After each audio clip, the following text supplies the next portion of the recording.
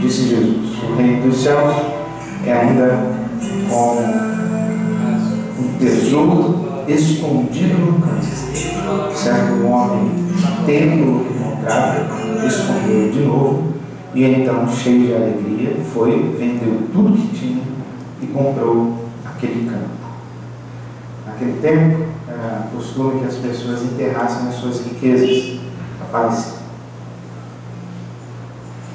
como um território devassado por muitas guerras, era um campo de batalha, muitas conquistas, o povo de Israel era escravizado. Aqui, nesse contexto, inclusive, era uma colônia romana.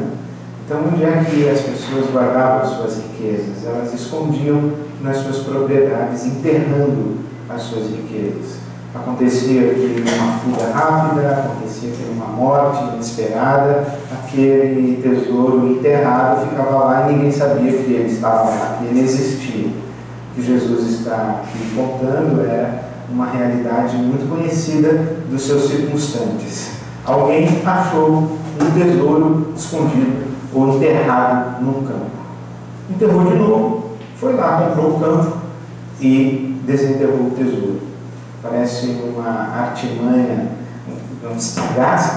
uma malandragem desse comprador do campo, mas era uma situação muito legítima naquela época. O que parece interessante aqui é que o reino de Deus tem uma dimensão que nós recebemos gratuitamente, mas há uma realidade pela qual nós pagamos. Isso é razoavelmente conflitivo. A gente paga pelo campo, mas recebe o tesouro de graça. O que isso quer dizer? Parece que Billy Graham teve uma boa percepção. Ele disse que a salvação é pela graça de Deus e não nos custa nada. Mas o discipulado de Jesus custa tudo quanto tem. Aquele homem vendeu tudo para adquirir o campo. Por outro lado, o Dallas Willard, ele diz que a graça de Deus não é o oposto de sacrifício. A graça de Deus é o oposto de mérito. Isto é, a graça de Deus e o fato de que as bênçãos de Deus para nós, elas são fruto da dádiva divina e não do nosso merecimento, não nos exime de determinadas responsabilidades, compromissos e até mesmo sacrifícios. A graça de Deus não nos deixa passivos, inertes, A graça de Deus não é uma desculpa para a nossa indolência, como se nós cruzássemos os braços e disséssemos: aquilo que Deus vai me dar, Ele vai me dar mesmo, não depende de mim, depende somente dEle, eu não preciso fazer nada. Parece que não é esse o ensino da palavra de Deus. Eu gosto dessa fala do Dallas Willard: a graça de Deus não é o oposto de sacrifício, a graça de Deus é o oposto de mérito, o que quer dizer que, mesmo que nos sacrificássemos em absoluto, jamais mereceríamos o favor de Deus. Mas o que está sugerido por Jesus é que sem o nosso compromisso, sem a nossa dedicação, sem a nossa entrega, sem o nosso sacrifício, nós não experimentaremos a plenitude do reino de Deus. A graça não é o oposto de sacrifício, a graça é o oposto de mérito. A minha oração é que eu tenha esse discernimento aí para ver o que é que eu preciso abrir mão, o que é que eu preciso vender para comprar o campo. Quanto é que custa para mim seguir a Jesus, tendo esses olhos fixos no tesouro que é de valor inestimável e que eu jamais mereceria receber? Quanto é que custa para mim seguir a Jesus e que tesouro é esse que o reino de Deus me dá? Que Deus me ajude a perceber, para que a minha vida esteja engajada no discipulado. Eu faço essa oração, convido você também a fazer a mesma oração.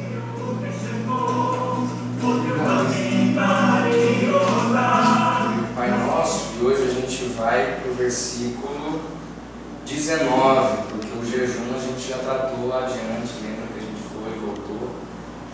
Então agora a gente já vai para o terceiro bloco aí, que é os versículos 19 em diante, que diz assim: não ajunteis tesouros na terra, onde a traça e a ferrugem destroem, e onde os ladrões arrombam e roubam, mas ajuntai tesouros no céu, onde nem a traça nem a ferrugem destrói, e onde os ladrões não arrombam e nem roubam.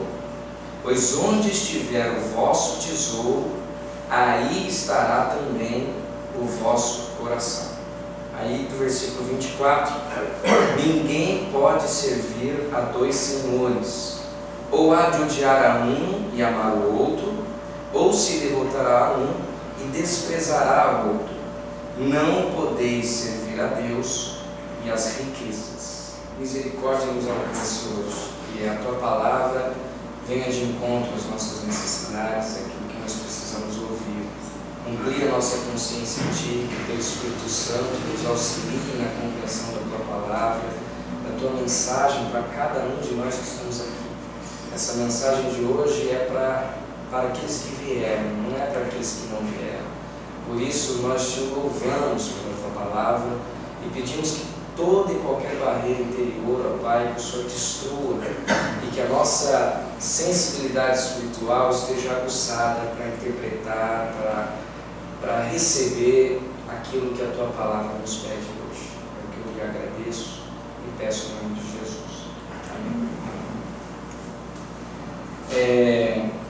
Na semana passada a gente terminou o Pai Nosso, e aí, terminando o Pai Nosso, a gente completou aquele tripé, né, que trata sobre a vida espiritual, que tem a ver com a oração, com a oferta e com o jejum, que a gente falou e explicou que é a base para a nossa relação com Deus, e como que às vezes essa base ela é deturpada ao longo da nossa relação com Deus, da nossa religiosidade, da maneira que a gente vai se relacionando com Deus.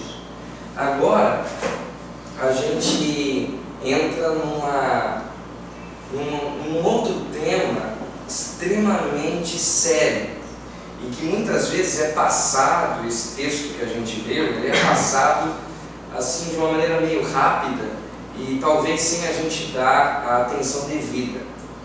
A pergunta que fica no texto, e aí Jesus coloca de forma objetiva, que quando ele trata sobre tesouro, e toda vez que a gente fala de tesouro, e aí eu fiz questão de ler o versículo 24, porque a gente já pensa em dinheiro, né? Jesus vai e diz: olha, então cuidado, onde é que está o teu tesouro, pensa bem onde é que você guarda o teu tesouro, porque aí é onde você guarda o teu coração. E aí no versículo 24, lá na frente, a gente leu que é incompatível as duas coisas andarem juntas. As riquezas, né, quer dizer, o amor às riquezas e a devoção a Deus. E aí então se estabelece, Jesus coloca, olha, é impossível servir a dois senhores. Mas o que chama atenção, a partir do versículo 19, quando Jesus começa a falar sobre o tesouro, e aí eu queria que a gente tentasse pensar, quem era o público que Jesus estava tratando esse tema aqui? Nessa hora que ele começa a falar aqui, não ajunteis tesouros na terra, onde a traça. Quem que era o público? Vocês lembram? É bem simples, gente, bem pegadinho. Jesus é o Sermão do Monte, ele vai para uma montanha. Os gentios. Tinha gentios no meio. Mas assim, basicamente, quando Jesus vai para o monte e que ele começa a explanar o Sermão do Monte, o público são os discípulos de Jesus, tem os gentios. Agora, era um público rico? Não. Não era um público rico. E aí eu faço outra pergunta. Ao longo da história de Jesus, quais foram os ricos que cruzaram o caminho de Jesus? Foram muitos ricos que cruzaram o caminho de Jesus? Mais ou menos assim. Vocês lembram assim de Nicodemo. Nicodemos, o jovem rico. Quem mais? Zaqueu, cobrador de impostos, Receita Federal, esse cara é bom. Quem mais? Nós tínhamos José de Arimateia, que é aquele que paga o sepulcro de Jesus, né? A história diz que ele era um homem muito rico. Então, quando Jesus morre, ele faz questão de fazer um funeral de um rei e tal, e porque José de Arimateia era rico. Mas o que a gente observa? Que eram poucos os ricos que cruzaram o caminho. Aí tinha algumas mulheres que mantinham o ministério de Jesus. A Bíblia vai falar que boa parte do ministério de Jesus foi patrocinado por algumas esposas de homens ricos, né? E aí essas mulheres então davam oferta para Jesus e tal. Mas o que chama a atenção? Que foram poucos os ricos que cruzaram o caminho de Jesus, e o público com que Jesus está tratando esse tema dos tesouros não eram ricos. Se eles não eram ricos objetivamente, qual que é o recado de Jesus quando diz isso aqui? Mateus 6, do 19 em diante. Não ajunteis tesouros na terra, onde a traça e a ferrugem destroem, e onde os ladrões arrombam e roubam. Mas ajuntai tesouros no céu, onde nem a traça nem a ferrugem destrói, e onde os ladrões não arrombam e nem roubam. Pois onde estiver o teu tesouro, aí também estará o vosso coração. Se Jesus não está tratando com ricos, mas está falando sobre riqueza, está tratando sobre o cuidado que tem que ter para quando você tem uma preocupação de ajuntar tesouros na terra, então qual que é o recado de Jesus aqui? Se essa mensagem é para nós também. Se não era para os ricos da época, também é para nós que não tem rico aqui, né? O tesouro é tudo que a gente tem de mais importante. E algumas vezes tem gente que tem de mais importante. A gente mesmo, às vezes, tem de mais importante na vida, nem sempre é uma coisa boa. Nem sempre é uma coisa. E é ali que está o coração da gente. Dá uma má resposta de volta. É isso que exatamente. Ou idolatrar alguma coisa. Idolatrar alguma coisa, quer dizer, aquilo que a gente tem de mais importante. Então, não objetivamente é o dinheiro, não objetivamente são coisas materiais. E aí, quando a gente entende isso, aí fica outra pergunta então para a gente. Então, onde está o nosso tesouro? É a pergunta que eu tenho que me fazer. Então, se não é objetivamente uma riqueza material, não é objetivamente o dinheiro, então é um tesouro subjetivo. Então Jesus, na verdade, como a gente fez ao longo aí de uns 5 meses, estudando o Sermão do Monte, a gente vê que Jesus o tempo todo está tratando sobre subjetividades. O que a gente falou lá quando o potencial assassino, lembra quando a gente tratou? Você não precisa matar alguém com uma faca e uma arma para ser assassino, segundo o Sermão do Monte. Você é um assassino quando você responde, você xinga uma pessoa, quando você odeia uma pessoa, quando você raca, né, que a gente até falou isso, quando você trata alguém como um nada, quando você diz, olha, essa pessoa já me magoou tanto que ela não é nada, ela não significa nada para mim. A Bíblia diz, meu amigo, que você é um assassino quando você trata com nesse nível de relação com o próximo, com o outro. Então olha que o Sermão do Monte o tempo todo está tratando sobre subjetividade. O que a gente falou lá sobre traição? Eu adultero só quando eu adultero de forma objetiva? É isso que a Bíblia diz? Não, eu adultero quando eu adultero aqui, na cabeça. Quando a coisa acontece aqui, Jesus diz, meu amigo, você já adulterou. Não precisa. Então quer dizer, olha como que Jesus vai ampliando o conceito do Evangelho e como que a nossa tendência o tempo todo é tratar de forma objetiva.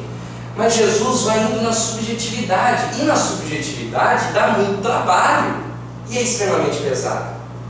Por isso que aqui no texto, quando Jesus inverte a coisa e a gente pensa que esse tesouro aqui não necessariamente é o dinheiro que eu guardo, a economia que eu faço, ou o meu apego às coisas materiais.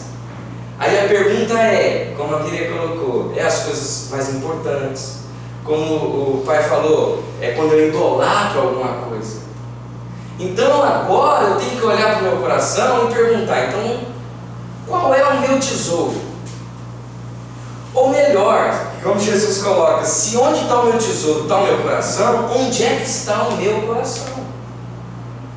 Qual é a minha relação com essa subjetividade da alma? O que eu fui colocando, invertendo algumas coisas? O que eu inverti dentro de mim? E aí eu queria que a gente listasse algumas coisas. O que vocês acham que a gente pode idolatrar bastante para que isso tome lugar?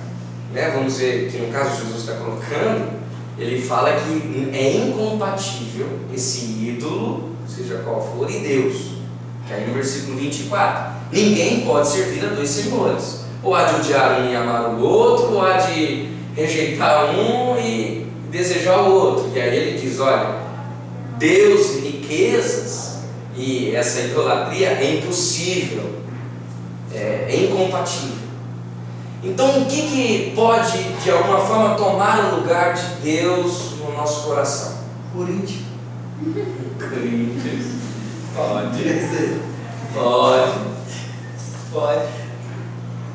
O amor a um time que, de uma maneira que deturpe o nosso senso. Às vezes o amor excessivo por alguém, que seja filho, que seja afetivo, qualquer afetividade excessiva. Essa subjetividade da afetividade. Um carro. Ativismo no trabalho. O workaholic lá, né? O ativismo no trabalho. MacBook. Os smartphones da vida, sei lá, daquele, né? Que a gente vai. A paixão que a gente vai criando. A gente está falando coisas muito simples, gente. Só que ao mesmo tempo é algo muito sério. Porque causa ou influencia, aí sim, objetivamente, a minha relação com Deus. Porque não dá, o texto está sendo claro em dizer que essas duas coisas não habitam juntas.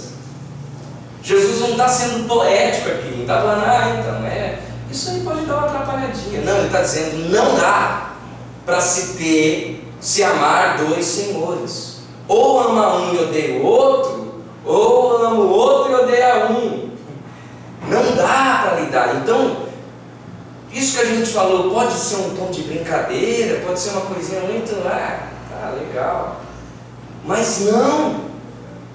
Isso causa uma influência tamanha na nossa relação com Deus. É um carro, por exemplo, quantas pessoas, né, moram em casebres, mas tem um carrão. Você olha para o carro do cara.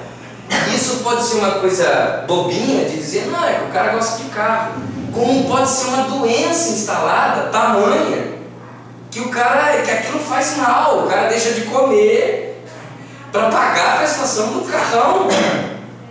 E vai acionando, e aí que está a questão. E eu até coloquei a frase aqui, quer ver? Está envolvendo, né? Tudo que é catapultado à condição de tesouro no nosso coração inicia um processo de perversão. E aí é filho. Quantas pessoas têm uma relação com o filho que extrapola todas as, sabe, a questão do natural. A lógica natural. Aí é uma paixão, né, pelo outro, doentia. E aí quando eu vi um texto do Caio falando que quantas mulheres e homens também, né, que tem, sei lá, a mulher tem um marido bonitão, e aí a mulher se submete, se coloca numa relação extremamente prejudicada para manter, porque o cara é um cara bonitão. Então é melhor o cara bonitão que me trata mal, que me xinga, que me ofende, mas eu tenho ele aqui, do que eu não ter nada. E aí a pessoa cria essa relação de, olha quanta doença a gente vai trazendo. A questão ministerial, quer dizer, quantos não estão por aí que não tem mais nada de Deus, mas tem que ter um púlpito, tem que ter um público. Bolufa o que tem de Deus, o que não tem, o que tem de verdade naquilo. Ele quer ter um público, ele quer ter multidão ouvindo ele quer ter pessoas paparicando, ele quer ter essa relação que já não há mais nada de Deus, mas é aquele apego destrutivo, a necessidade de ter. Quer dizer, eu já dei esse testemunho, quer dizer, muitos olham, eu já falei isso, né? Olham para mim hoje como um ministério falido, porque é aquilo que a Miriam estava falando aqui, né? Que andaram da igreja antiga dela, andaram perguntando para ela como funciona aqui, quantas pessoas tem um pastor, tem um líder, tem um corpo ministerial, Por que isso? É a necessidade, é a doença instalada que, cadê Deus nesse processo? Entendeu? Quer dizer, a legitimidade de Deus no negócio é isso aqui está lotado, porque se isso aqui não estiver lotado,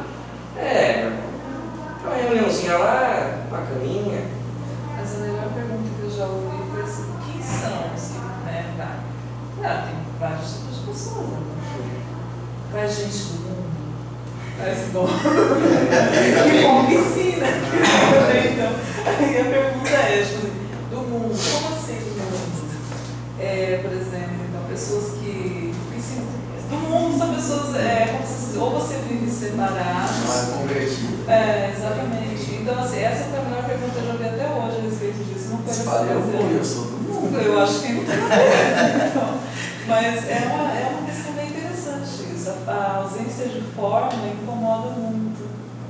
Até é difícil a gente explicar o que é às vezes, mas a ausência de uma forma parece que não. Jesus andava por aí, ele não tinha uma igreja, ele andava aqui, ali, onde ele parava e falava, não tinha uma forma. Só que isso hoje pra gente, a gente já está tão adoecido que às vezes é um pouco difícil. Sistema, né? A exigência da forma é que denota a nossa doença. Quer dizer, né?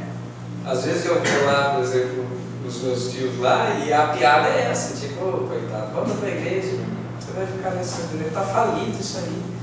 Isso aí já era, isso aí. Quantos membros você tem lá? Quer dizer, então quer dizer, olha o quanto de coisa que a gente vai colocando, a gente vai trazendo para essa relação, que é o que eu falo, o texto ele parece simples, mas ele esconde uma coisa, uma condição muito séria. É você entender que um filho pode tomar lugar de Deus na tua relação. É você entender que o dinheiro, objetivamente, pode tomar o lugar de Deus na tua espiritualidade. É você entender que a necessidade, como a Bíblia colocou, de forma, pode se colocar entre você e Deus.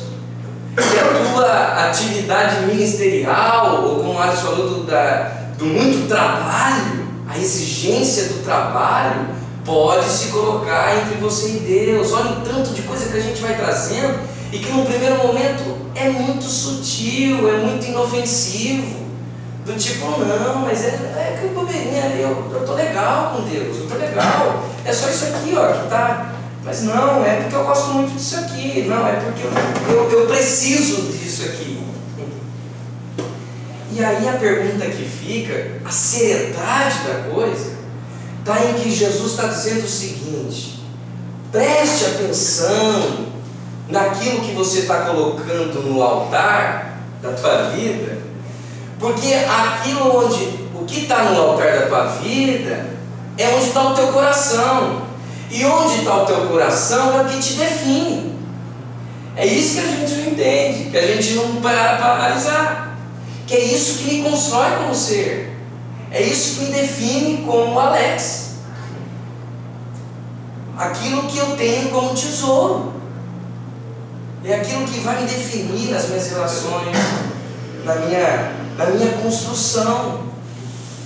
Então uma coisa está ligada à outra.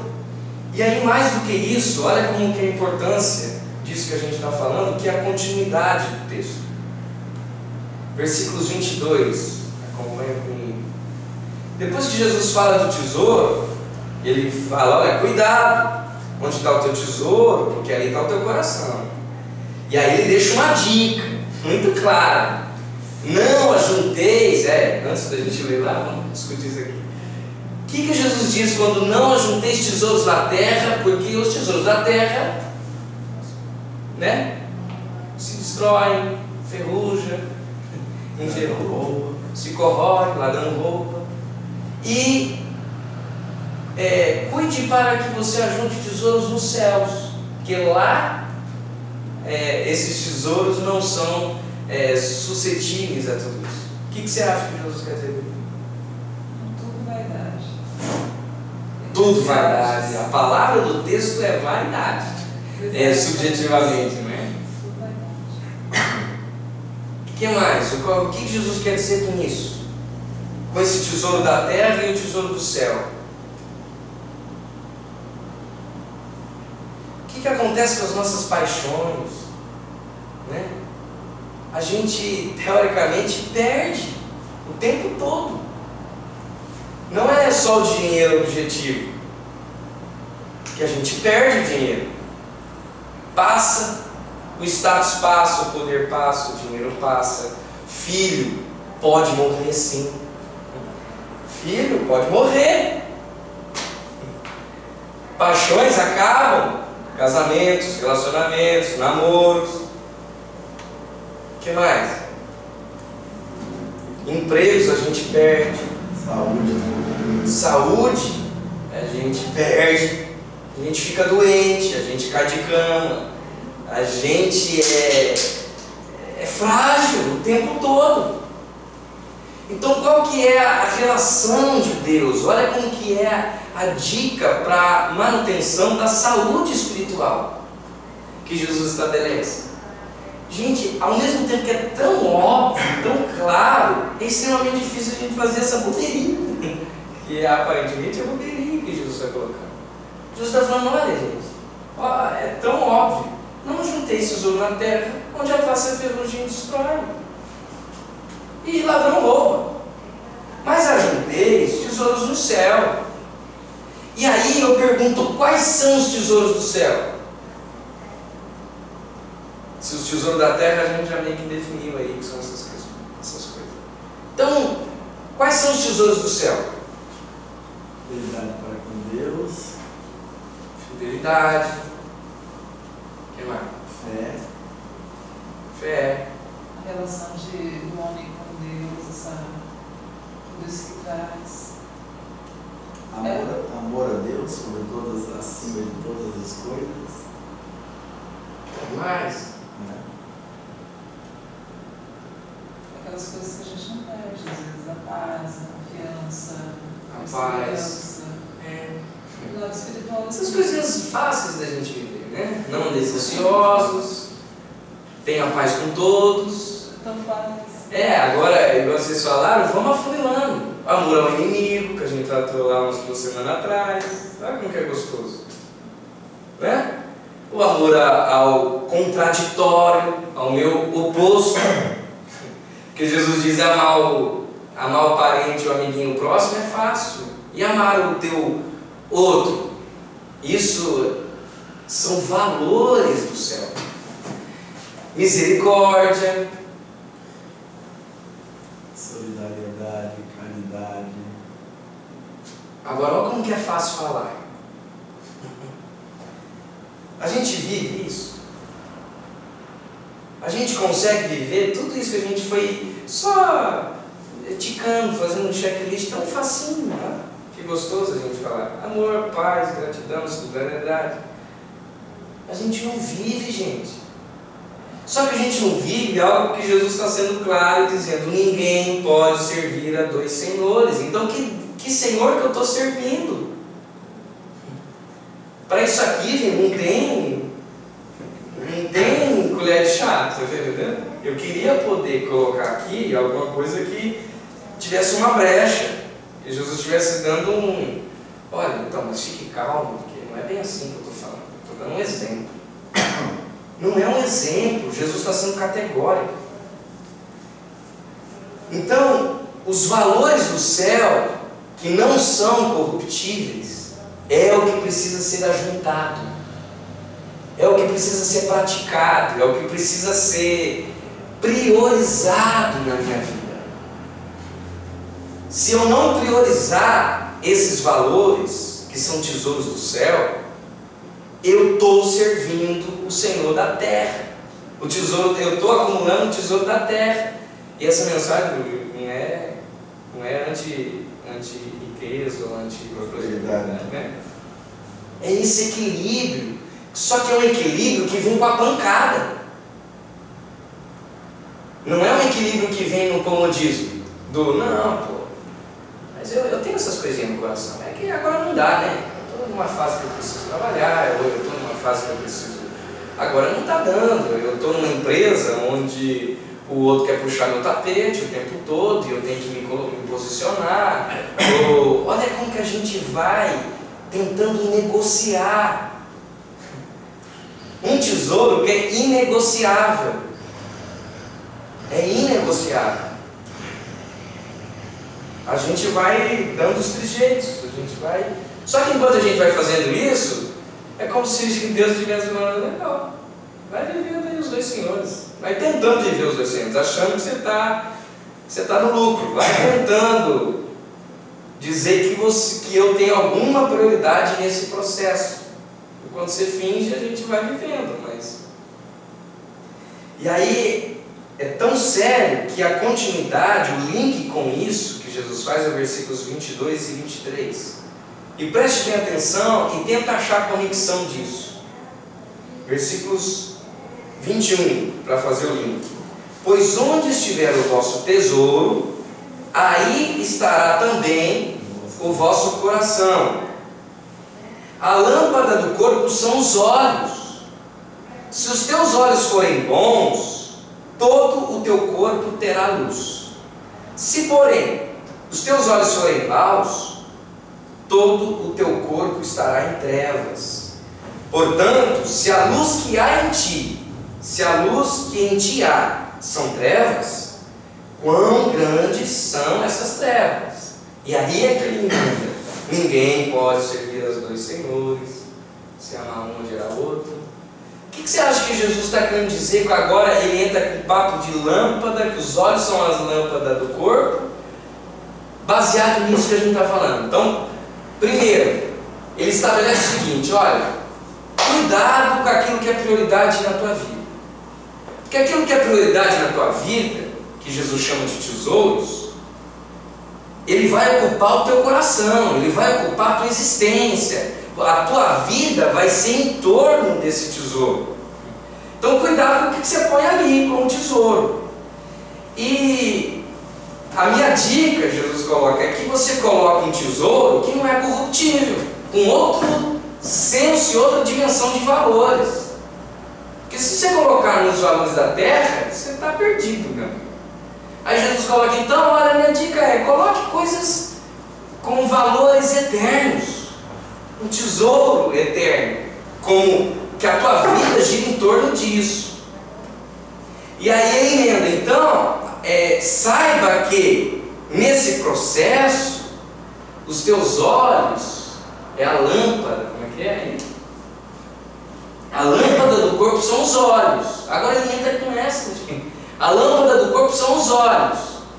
Então cuidado com o que está o teu olhar. Olha como é que é o link. Aquilo que eu acumulo como tesouro, aquilo que eu tenho como tesouro, define o meu olhar. E aquilo que eu tenho como olhar, define quem eu sou. Aquilo que eu me construo. E aí Jesus diz, então, se tudo tem a ver com o teu olhar, se o teu olhar tiver o quê? Forem maus, teu corpo está em treva. O que vocês acham? Ai, que saudade daquele. Aquele tá cheio. Eu vejo no outro aquilo que eu tenho em função projetar. O ser humano normalmente faz isso. Pode, essa é uma vertente. Quer dizer, se tudo tem a ver com o meu olhar, se o meu olhar é doente, muitas vezes eu vou ficar projetando nesse outro, né? Aí você está lidando mais no campo das relações, eu posso estar contaminando o outro, acho que projetando no outro a minha própria treva. Mas se o meu olhar, por exemplo, é um olhar de ambição,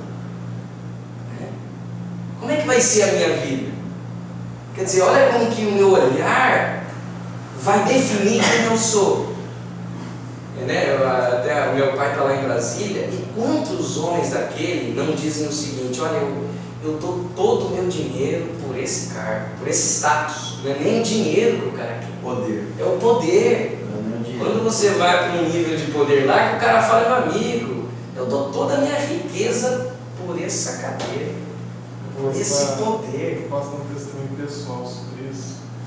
Eu trabalhei numa campanha de prefeito e a gente teve um adversário e a gente ficou sabendo que o adversário falou: eu vou investir tudo nessa campanha, eu vou ser prefeito, eu vou vender as minhas empresas, vou vender minhas fazendas, vou vender tudo que eu tenho, vou vender minhas propriedades, vou vender até a minha alma, mas eu vou ganhar essa coisa.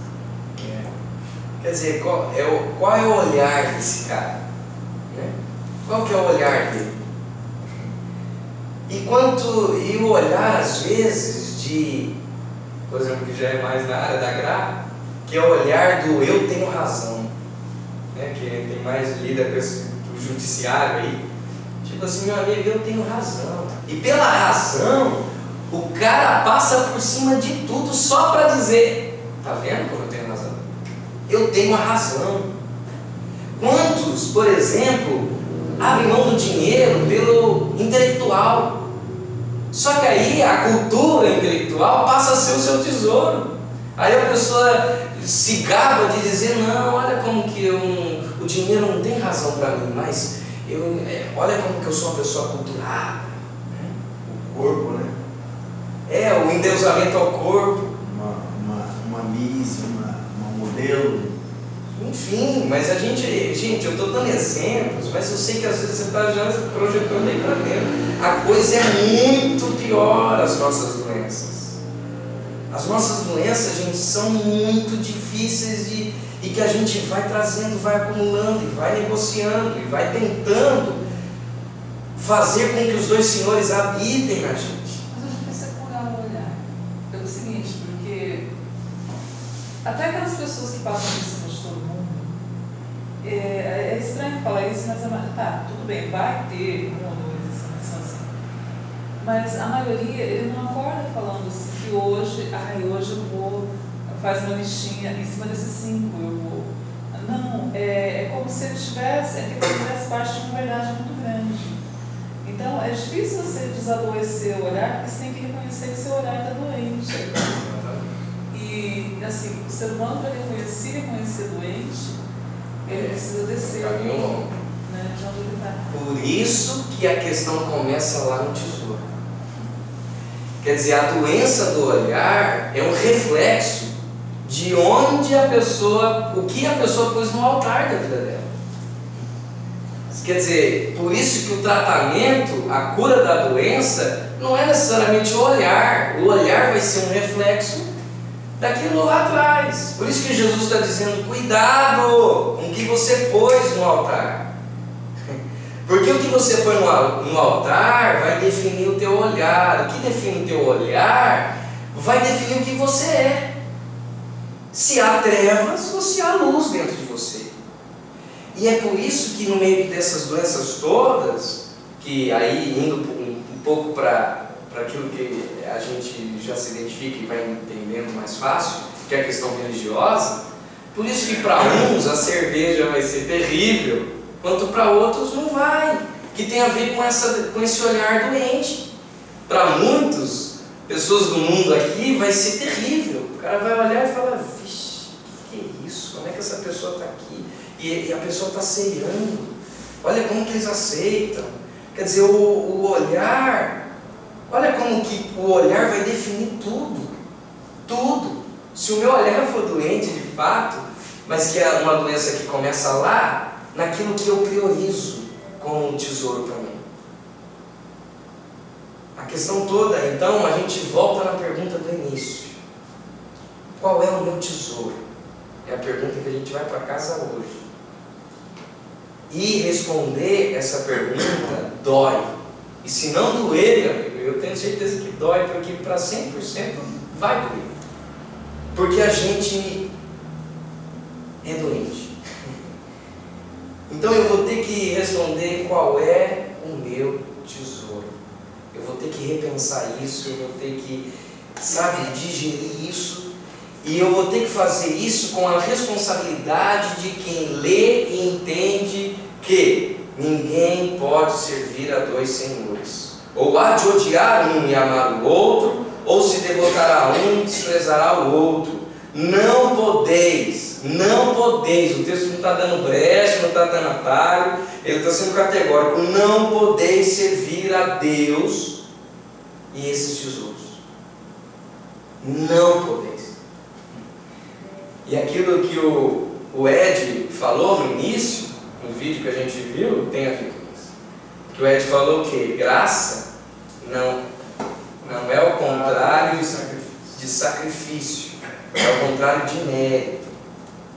Portanto, debaixo de um evangelho da graça, eu tenho um caminho de sacrifício, sim. Eu tenho que lidar com os meus bichos, sim, com os meus demônios. Eu tenho que lidar com esse olhar adoecido, sim. Eu tenho que o tempo todo, que como a Miriam colocou, que é extremamente difícil eu me reconhecer doente, mas eu tenho que todo dia acordar com essa disposição de curar o meu olhar. Eu não posso aceitar, porque enquanto eu estiver aceitando, eu estou negociando os 2 senhores dentro de mim. E Jesus não está deixando brecha para negociação. Ele está dizendo, não podeis servir a Deus e às riquezas e aos tesouros. Esse texto, ele carrega toda essa subjetividade para a gente, como carrega também a objetividade para o rico. Sim, ele é um recado para o rico também. E aí a gente vai lembrando como que é o peso dessa objetividade do rico. É lá o jovem rico quando vai em Jesus. E o jovem rico vai e diz o que para Jesus? Olha, como é que eu faço para ganhar salvação? Jesus diz, diga você conhece? Aí ele fala, não, dar aos pobres, amar a Deus, amar ao próximo e tal, isso aí eu sei fazer. Aí o que Jesus pede dele? Não, doa tudo que você tem para os pobres e fique sem nada e vai. Aí o que o jovem fez? Vazou, né? Vazou. Porque a objetividade desse texto também é para o rico. E aí, óbvio, né, gente? Todo rico é avarento? Tipo, todo rico, ou você não encontra um pobre que é mais avarento do que um rico?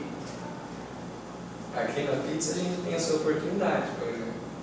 Às vezes você tem uma pessoa mais simples que, nossa, o cara te dá de dedo, o cara reclama, o cara te trata, que você olha e fala, meu Deus, né? Então, quer dizer, não necessariamente você pode ter um rico que não é preso àquela riqueza. Um rico que consegue, sabe, transitar por isso de uma maneira livre. O cara é milionário e não é possuído por aquilo.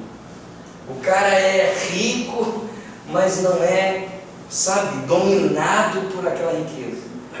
Ao passo que você pode ter um pobre, que o cara tem um pouco, mas o que ele tem de pouco, ele se agarra de uma tal forma aquele pouco, que ele é escravo daquilo, que ele é refém daquele pouquinho que ele tem ali, que é meu.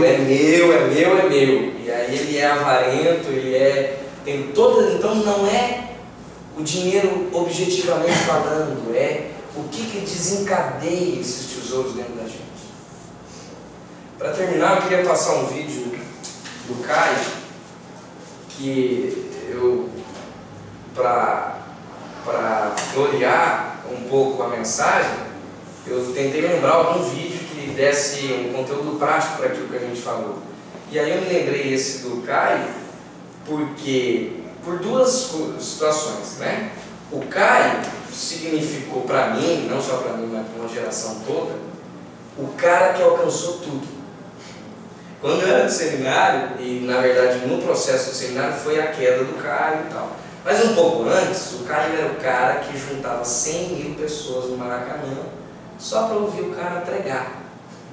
O cara que fez cruzadas no Brasil inteiro, mais de 1 milhão de pessoas, a gente já falou e sabe disso de cor. O cara que o Billy Graham falou, olha, o único para me substituir é Caio Fábio. O cara que tem mais de 100 livros escritos. Um cara que já...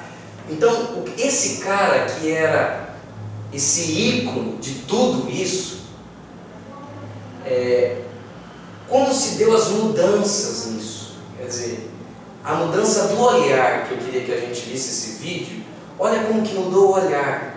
Quais eram as prioridades para esse cara, Caio Fábio, reverendo Caio Fábio, e o que é hoje? Quem é o Caio Fábio hoje? Quer dizer, como é que deu essa viagem?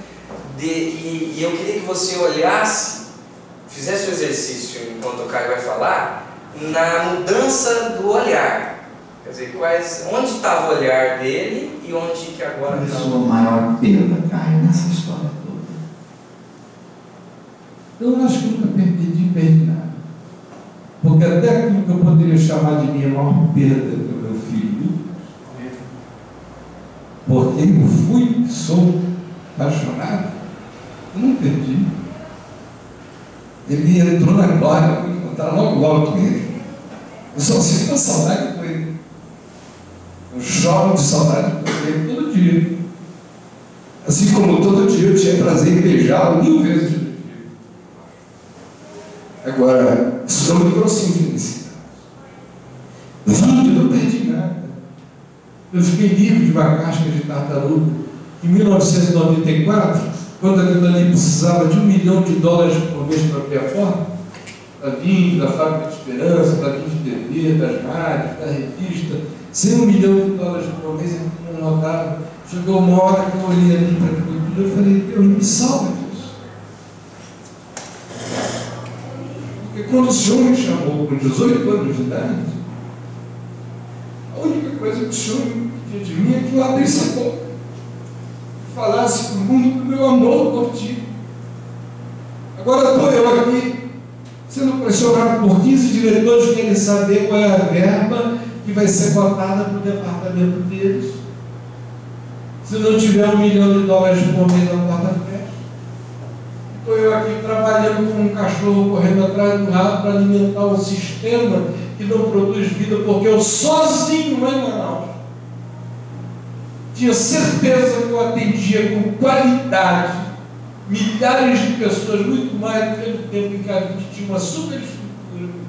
E eu falava pelas mídias para milhões de pessoas por dia, mas eu sentia que a profundidade do alcance não era para comparar com o que aconteceu nos 7 primeiros anos em Manaus. Deus sabe como eu pedi a Ele para Ele me livrar da vida, para me tirar aquela casca de medo. Deus ouviu minha oração de um modo que meu filho Davi discerniu na hora. Quando a casa caiu, o Davi me escreveu uma carta. Eu tenho 4. Eu senti dor, tristeza, por ver esse pessoal pisando em cima de ti. Eu vi como você viveu o Evangelho. Primeiro dia, eu estou muito feliz. Porque você vai ficar livre de novo. Vai ser só você. O teu tesouro é esse. Eu espero que você nunca mais bote nenhuma casca sobre você. Você só carrega o escudo do Evangelho. Você é isso hoje? É só qualquer outra tentação ou proposta, não estou dizendo a reta essa parte. E o que você falaria do caminho da graça? O caminho da graça, para mim, é um sonho que eu adiei anos e anos e anos por uma razão.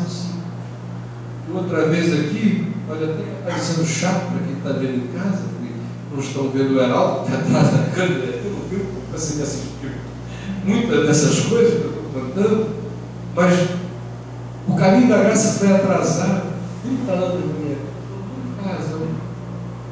Eu tinha no coração a pureza de crer que aquela coxa de retalho evangélica, que era um Frankenstein, podia, eles só eram daquele jeito porque eles não conheciam. Eles só eram brancos daquela forma porque eles faltavam entendimento. Eles só eram mesquinhos daquele modo porque eles tinham sido educados na religião da perversidade. De todo coração eu creio que se eles crescem no Evangelho, eles iam entender, porque era tão simples de entender. Eu já me converti entendendo. O Heraldo sabe a quantidade de vezes, olha, se eu quisesse ter começado na denominação evangélica no Brasil há 30 anos atrás, Assembleia de Deus tinha virado bicha de Coca-Cola. Não tinha nem existido universal, porque as propostas eram todas. Metade dos presbiterianos me procuram romper, os congregacionais, batista, pentecostal, quadrangular, gente de tudo que é grupo, para formar uma coisa mega.